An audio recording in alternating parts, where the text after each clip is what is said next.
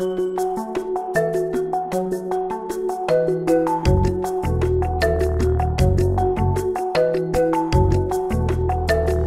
numéro 30 de la JLMB est consacré au droit pénal. Il s'ouvre sur deux décisions qui ne sont pas récentes. Un arrêt de la Cour de cassation de France du 7 février 2007 et un arrêt de la Cour d'appel de Gand du 23 décembre 2014. Ces deux arrêts interrogent la notion de désobéissance civile. Le premier arrêt est un arrêt qui condamne José Bové à la suite de la destruction sauvage d'OGM dans un champ, et l'arrêt de la Cour d'appel de Gand se prononce sur des faits similaires. Ces deux arrêts sont annotés par Franklin Cutty, qui constate que dans les deux cas, on a considéré que l'état de nécessité ne permettait pas de justifier les faits de destruction qui étaient soumis à l'appréciation des juridictions, dans la mesure où il existe dans une société démocratique d'autres moyens de faire valoir ces arguments lorsque l'on veut contester des autorisations qui ont été accordées à des exploitants. Franklin Cutty commence son commentaire par une citation qu'il emprunte au sociologue français Albert Augien, et je ne résiste pas au plaisir de vous la lire. Bien que l'on observe régulièrement que la grandeur et le courage de celui qui se lève et dit non pour faire valoir son opinion contre la vie de ses contemporains sont loués et parfois jalousés lorsque la revendication exprimée est juste et légitime, on constate que la résistance à l'oppression en tant que droit trouve difficilement place dans l'exercice courant de la justice. Et effectivement, Franklin Cutty analyse ces dispositions en constatant que dans notre droit positif, il est difficile pour un magistrat de reconnaître que dans des circonstances similaires, on se trouve en présence de ce qui est constitutif d'un état de nécessité.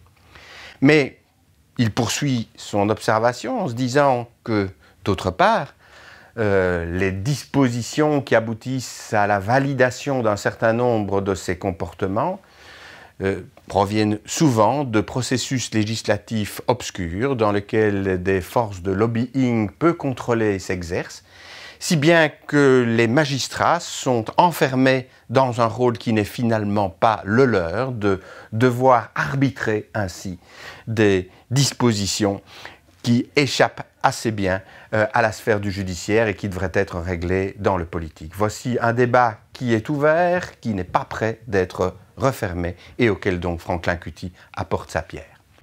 Je souligne encore deux décisions. Un jugement du tribunal correctionnel de Charleroi du 27 septembre 2017 qui est annoté par Raphaël Malagnini.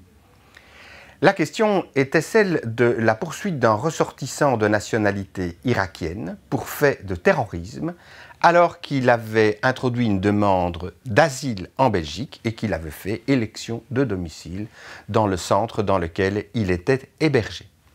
Le tribunal correctionnel de Charleroi va considérer que cette élection de domicile suffit à considérer que ce demandeur d'asile a sa résidence principale en Belgique, ce qui justifie la compétence territoriale des juridictions belges pour connaître de faits de terrorisme qui ont pourtant été perpétrés par un ressortissant étranger dans un pays étranger. En l'occurrence, on avait retrouvé dans une caméra en possession de ce demandeur d'asile des images qui permettaient de constater qu'il avait effectivement participé à des activités du groupe Daesh. Enfin, un arrêt de la Cour d'appel de Liège du 15 mai 2018 est intéressant en ce qu'il porte sur la motivation des décisions pénales.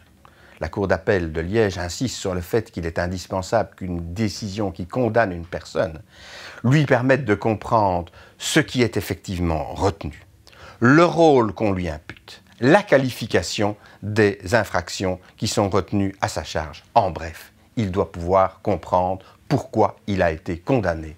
Et une simple motivation passe-partout disant que les faits sont retenus conformément à la citation et que la peine qui a été infligée correspond aux nécessités d'une juste répression est manifestement insuffisante. Cela n'empêche évidemment pas la Cour d'appel d'évoquer les faits et de substituer une décision de condamnation, cette fois bien motivée, à celle qui a ainsi été annulée. C'est un numéro qui a été préparé par Franklin Cutty.